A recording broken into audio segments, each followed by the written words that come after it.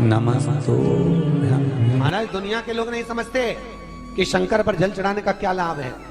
शिव महापुराण कहती है, अगर एक दिन शिव महापुराण की कथा कहती है, मंगलवार को अगर शिव जी के मंदिर में, शंकर के मंदिर में जाकर एक लोटा पानी चढ़ाया जाता है तो हमारे कार्य में उन्नति होती है। कोई व्यापार नहीं चलता हो, दिक्कत आ रही हो तो हनुमान जी के दूसरे नंबर का भाई गतिमान का स्मरण करो। हनुमान जी के उल्टे पांव का सिंदूर लाकर गतिमान का नाम लेकर स्वस्तिक बना दिया जाए व्यापार वाली जगह पर, तो व्यापार अच्छा चलने लगता है महाराज। कोई व्यक्ति पैसा खा गया, नहीं दे रहा, बहुत परेशान हो गए, मांग मांग कर दे गए, नहीं दे रहा, हाथ जोड़ लिया, पांव जोड़ लिया, सब कुछ कर लिया, नहीं दे रहा, तो हनुमान जी के तीसरे नंबर का भाई रतिमान, रतिमान, गतिमान रतिमान, रतिमान का नाम लीजिए। पीपल के पत्ते पर लाल सिंदूर से जो व्यक्ति पैसा लेकर गया उसका नाम लेकर बहते हुए पानी में अपनी कामना कर रतिमान का नाम लेकर छोड़ दीजिए। 15 दिन में रतिमान ऐसी उतावली मचाता है कि उसको हाथ जोड़कर वो खुद फोन लगाकर बोलता, भैया तेरा मैं पैसा लौटा दूंगा। रतिमान का स्मरण किया जाता है। रतिमान, ध्यान दीजिएगा, हनुमान का एक स्मरण, पंचमुखी हनुमान का एक भाव। महाराज जैसे बहुत ज्यादा तकलीफ अगर व्यक्ति को हो गई है, बहुत कष्टमय जीवन चल रहा है, हार गए हर जगह से और तकलीफमय जीवन चल रहा है, तो पंचमुखी हनुमान का एक शिव महापुराण का और स्कंद पुराण का एक बड़ा सुंदर मंत्र है। उस मंत्र को आप सब एक बार हमारे साथ में बोलें। ओम नमो हनुमते रुद्र अवताराय सर्व शत्रु संहारणाय सर्व रोग हराय सर्व वशीकरणाय रामदूताय स्वाहा। बस इस मंत्र को हाथ में काली तिल लेकर, एक जौ लेकर और गूगल लेकर, थोड़ा सा उसमें गाय का घी डालकर, कंडे को या अग्नि को जलाकर इस मंत्र का 11 बार 21 बार जाप कर कर अपनी कामना कर कर छोड़ दीजिए। कैसा भी रोग हो, बीमारी हो, कष्ट हो, दुख हो, तकलीफ हो, 21 दिन के अंदर वो आनंद आना प्रारंभ कर देता है। इस मंत्र, स्कंद पुराण का, शिव महापुराण का ये मंत्र मूल पंचमुखी हनुमान सुख देंगे। और एक और चीज याद रखिए महाराज, यदि कोई काम के लिए जा रहे हो, कोई व्यापार के लिए जा रहे हो या नौकरी करने के लिए जा रहे हो और लगी नहीं रही, बहुत तकलीफ पा रहे हो, सर्विस ही नहीं लग रही, बहुत कष्टमय हो गया, तो निवेदन करूंगा 5 पीपल के पत्ते पर बेसन के 5 लड्डू घर में बने हुए, गाय के घी के 5 लड्डू रख लो। उस लड्डू के बीचों बीच एक आटे का दिया और उसमें तिल्ली का तेल डालकर इसी मंत्र का प्रयोग कर कर पंचमुखी हनुमान का किसी भी हनुमान के मंदिर में जाकर, दक्षिण मुखी हनुमान के मंदिर में जाकर उसको रख कर आ जाइए। इसके बाद आप उस काम के लिए जाइए, आपका काम सफल हो जाएगा। आपको किसी को नहीं कहना पड़ेगा कि हाथ जोड़ना नहीं पड़ेगा, किसी के पाँव नहीं पड़ना पड़ेंगे, तुरंत काम होगा। बस इस मंत्र का स्मरण कर कर पंचमुखी हनुमान का भूतेश्वर जो मंत्र है वो सुख देने वाला। पूरे घर में वास्तु के हिसाब से केवल एक दीवार ऐसी होती है जहां पर हनुमान जी का चित्र लगाया जाए। काफी शांत वातावरण, चाहे तुम पर्वत उठाने वाला चित्र लगाओ हनुमान जी का, चाहे बैठे हुए लगाओ, चाहे रामायण पढ़ने वाला लगाओ, चाहे लंका दहन करने वाला लगाओ, चाहे राम नाम जपने वाला लगाओ, चाहे लक्ष्मण को संजीवनी देने वाला लगाओ, चाहे मौन मुद्रा में लगा दो, चाहे स्तुति में लगा दो, चाहे भजन में लगा दो। हनुमान जी का कोई भी चित्र लगता है तो ना पूरब में लगेगा, ना पश्चिम में लगेगा, ना दक्षिण में लगेगा। हनुमान जी का अगर चित्र लगता है तो उत्तर की दीवार में दक्षिण को देखते हुए लगता है, केवल एक ही स्थान।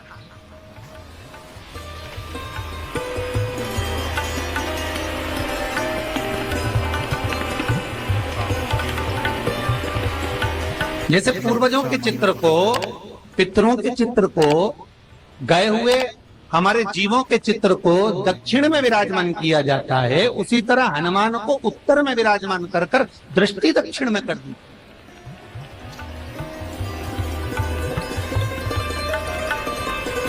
घर में हनुमान जी के जितने फोटो होते हैं उसको केवल दक्षिण दिशा में लगा, उत्तर दिशा में लगा बिठाते थे और दक्षिण की ओर उनकी दृष्टि होना चाहिए, दक्षिण की ओर उनका मुख होना चाहिए। क्यों महाराज? अगर व्यक्ति के जीवन में कोई बीमारी आने वाली है, व्यक्ति के जीवन में कोई रोग आने वाला है, व्यक्ति के जीवन में अगर कोई कष्ट आने वाला है, व्यक्ति के जीवन में अगर कोई परेशानी आने वाली है, व्यक्ति के जीवन में कोई एक्सीडेंट का योग भी बनने वाला है, तो शास्त्र कहता है वो दिशा दक्षिण से ही बनता है।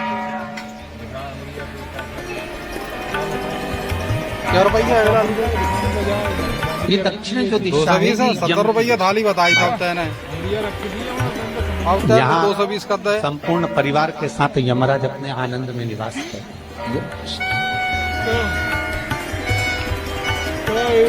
और जब हमारे घर में, हम ये नहीं करें कि आप हनुमान जी का फोटो लगा, हम ये भी नहीं करें, आपके घर में हो और आपने अगर विराजमान कर रखा है किसी दिशा में, तो हमारा तो निवेदन रहेगा, अभी तक आपने अगर जैसा रखा, पर एक बार दिशा बदल कर देखना कि रोग, बीमारी, कष्ट, दुख, तकलीफ में आपको लाभ मिला कि ना। हनुमान जी ने केवल दक्षिण दिशा की ओर अगर मुख कर हमने विराजमान कर दिया, फोटो ही विराजित किया। हम ये नहीं कहेंगे आपसे कि आप बाजार से फोटो खरीद के लाओ फिर लगाओ, नहीं, आपके घर में हो तो आप लगा दीजिए, आपके घर में हो तो विराजमान।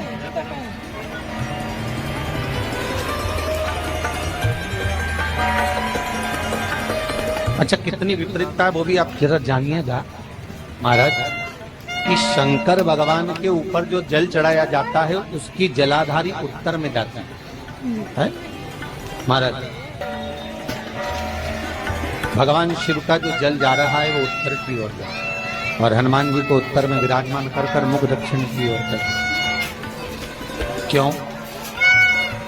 प्रबल दिशाओं में उत्तर और दक्षिण महाराज, ये जो दो दिशाएं, इनको साधने के लिए कोई देवता आगे नहीं है।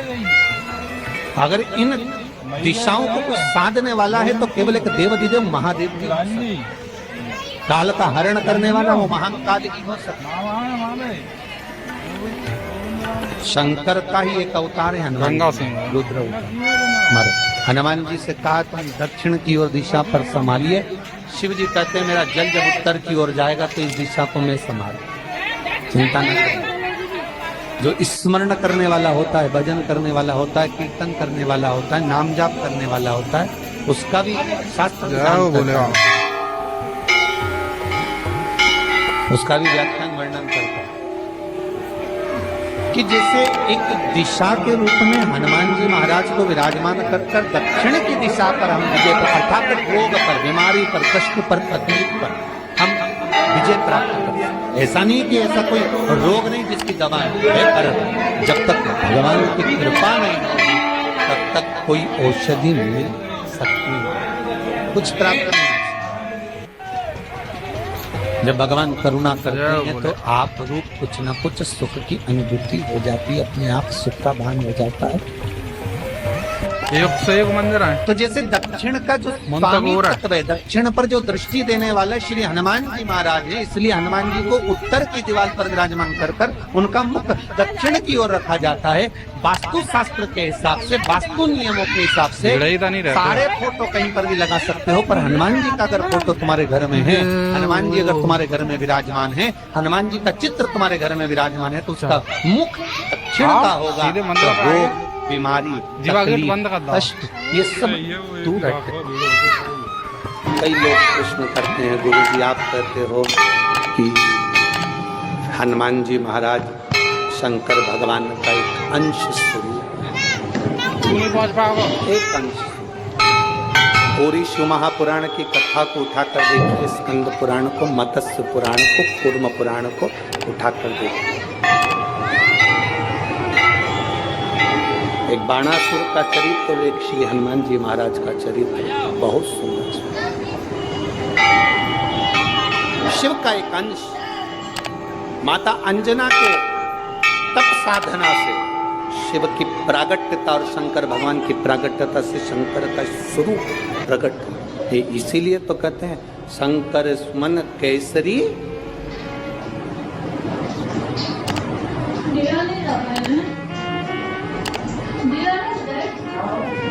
शिव का एक स्वरूप है हनुमान जी।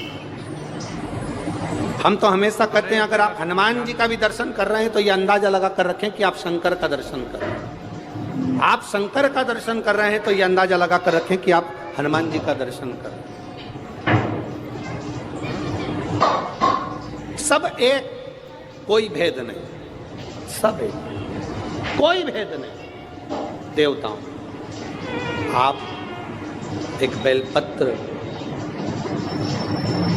जैसे आप एक बेलपत्र की ये दो जो पत्तियां होती हैं, जरा ध्यान देंगे, ये दो जो पत्ती नीचे की रहती है बेलपत्र, आगे का भाग एक बेलपत्र और नीचे की जो ये दो पत्तियां होती हैं, इन दो पत्तियों के ऊपर एक एक शमी पत्र। ये दो जो पत्तियां हैं, इन पत्तियों के ऊपर एक एक शमी पत्र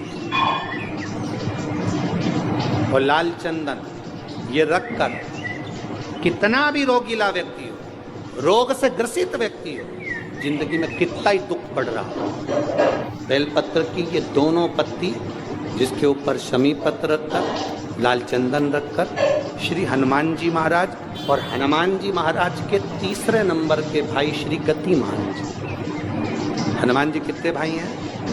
6। उसमें हनुमान, रतिमान, प्रतिमान, मतिमान, गतिमान, तो जो नीचे के क्रम में आते हैं श्री गतिमान जी, उन गतिमान जी और हनुमान जी का नाम लेकर जो शिवलिंग के ऊपर समर्पित कर देता है, रोग का निवारण होता ही, रोग मुक्ति होती है। मंगल का प्रदोष निकाल कर रख लो कि मंगल का प्रदोष इस दिन पड़ रहा है, मंगल की त्रयोदशी तिथि पड़ रही है, प्रदोष व्रत मंगलवार का पड़ रहा है। और जिन लड़का लड़की को मंगल होते हैं, जिन कन्या और वर को मंगल होते हैं, केवल शंकर भगवान के मंदिर में जाकर चौमुखी दिया, 4 बत्ती का दिया आटे का, उसमें घी डालकर लड़की शंकर भगवान के मंदिर में मात्र 7 बार शंकर पे से उतार कर 3 बार स्वतः उतार कर शिव के मंदिर में रख देती है, उसका मंगल आड़े आता ही नहीं है, मंगल नहीं आता संग। मंगल प्रदोष व्रत का इतना महत्व है महाराज। जब जिस महीने में जो प्रदोष पड़ा करे, जब प्रदोष पड़े, बन सके 1 बेलपत्र, बन सके 5 बेलपत्र, शमी पत्र, हरे मूंग, हरा मूंग, बेलपत्र, एक कलश के अंदर थोड़ा सा पानी लेकर 1 बेलपत्र, हरा मूंग, शमी पत्र डालकर और उसमें थोड़ा सा गुड़ डालकर भगवान शिव का स्मरण कर कर प्रदोष काल में, मान लो कोई काम आपका बहुत जरूरी है, बहुत दिनों से आप थक गए हैं, नहीं हो रहा, कर्जा बढ़ रहा है, धन नहीं आ रहा, व्यापार नहीं चढ़ रहा, या कोई समस्या बहुत प्रबल है, कोई एग्जाम में बैठ रहे हो, नहीं हो रहा, परीक्षा भी दे दी है, रिजल्ट आने ही वाला है, तो भी प्रदोष काल में, प्रदोष के समय वो जल, मूंग, शमी पत्र और बेलपत्र और गुड़ का शंकर के शिवलिंग को समर्पित करना प्रारंभ कर दो। 2 या 3 प्रदोष करोगे, बाबा आपकी मनोकामना शीघ्र पूर्ण कर देगा। शंकर भगवान पर चढ़े हुए जल जब नीचे की ओर आता है, जिस जगह पर जल गिरता है, उस जगह पर मात्र 1 दुर्गा प्रदोष के दिन अपनी कामना कर इस शरीर के सुख के लिए शंकर भगवान के जल गिरने वाले स्थान के पास में अवधूतेश्वर महादेव के नाम से रख दी जाती है, तो जिंदगी में कभी बड़ी बीमारी नहीं आती। उसी तरह जिससे रोग को समाप्त करने के लिए दुर्गा का प्रयोग किया जाता आपका मोबाइल पर सब चले है। ऐसा योग लगे आपके जीवन में कि आप जिस व्यापार को अपने तरह जी मंदिर के ऐसा होगा तो जान वीडियो बना दे तो मैंने ना, फिर आपने व्यापार चेंज करा, फिर बदल कर देखा, फिर उस व्यापार को कर देखा, उसमें फल नहीं मिला, फिर आपने वापिस व्यापार को बदलने का विचार किया, तो हमारा निवेदन रहेगा उस व्यापार को बदलने से पहले एक काम जरूर कर देखिए।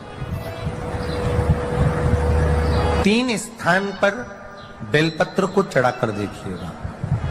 अगर आपको लगे कि मैंने व्यापार बदल लिया, एक बार बदला, कई लोग ऐसे भी होते हैं जो पैसा इकट्ठा करते हैं, धन एकत्रित करते हैं, और कोई व्यापार ऐसा कर लेते हैं जिस व्यापार में धन चले जाता है तो वो धन वापिस नहीं आता महाराज, वो व्यापार का धन वापिस नहीं आता। तो बड़े दुखी होता है कि भाई मेरा गया हुआ पैसा नहीं आ रहा, मैं बड़ा कष्ट में हूं, मेरा खुद का ही आ जाए ना तो मैं निहाल हो जाऊं, मेरा अपना ही नहीं आ रहा जो गया हुआ है, तो मैं क्या वर्णन करूं उसको, क्या। उनके लिए भी ये प्रयोग, ये शिव विद्येश्वर संहिता का ये भाव बड़ा सुंदर है। आप व्यापार पर व्यापार बदल कर देख लिए, धन भी हमारा कहीं डूब गया, आ नहीं रहा है, तो प्रयास करना 3 स्थान पर चढ़ाई गई बेलपत्र हमें सुख अनुभव करा। बहुत ध्यान लगाइए। पहला, अशोक सुंदरी की जगह। अब ये बेलपत्र जब भी आप चढ़ाएंगे तो रविवार की अगर प्रदोष पड़ जाए, कौन से दिन? रविवार की प्रदोष के दिन ये प्रयोग अवश्य कर देखिएगा। ज्यादा बार नहीं करना है, केवल एक ही बार करना, बाबा स्वयं कृपा करेगा। अपने मंदिर में, अर्थात अपने घर के पास कोई मंदिर हो, शिवालय हो, देवालय हो, जहां शंकर भगवान विराजमान हो, शिवलिंग हो, ऐसी जगह पर अवश्य करें। हमें कहीं दूर जाकर ये प्रयोग नहीं करना, अपने शिवालय, अपने जो घर के आसपास में शिवालय हो वो।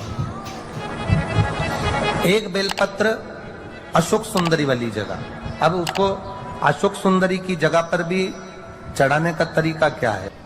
जब हम बेलपत्र चढ़ाएंगे तो उस बेलपत्र को चढ़ाते समय आपकी जो बेलपत्र की डंडी है, वो बेलपत्र, रविवार प्रदोष के दिन का ये उपाय है महाराज। ये बेलपत्र की जो डंडी है, इस डंडी का भाग शिवलिंग की ओर होना चाहिए। ये जो डंडी है, इसका भाग अशोक सुंदरी पर जब चढ़ाएंगे तो शिवलिंग की ओर इसका भाग होगा महाराज। दूसरी, बेलपत्र को जब हम समर्पित करेंगे, जया, विषहरा, शामरीवारी, दौतली, देव, मान लो जलाधारी ऊपर नहीं है शंकर जी के, तो उसका स्मरण कर 5 कन्याओं का नाम लेकर जया, विषहरा, शामलीवारी, दौतली, देव, इनका स्मरण कर शंकर भगवान के शिवलिंग पर बेलपत्र रखेंगे।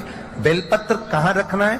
आप अगर यहाँ बैठे हो तो आपके विपरीत में डंडी का मुख होना चाहिए। ये बेलपत्र की जो डंडी है, इसका मुख आपके विपरीत में हो। आप यहाँ बैठे हो तो डंडी उधर होगी, आप इधर बैठे हो तो डंडी का मुख इधर होगा, आप उधर बैठे हो तो डंडी का मुख इधर होगा। आपके ठीक विपरीत की ओर डंडी का मुख हो। ये 2 जगह बेलपत्र समर्पित करने के बाद तृतीय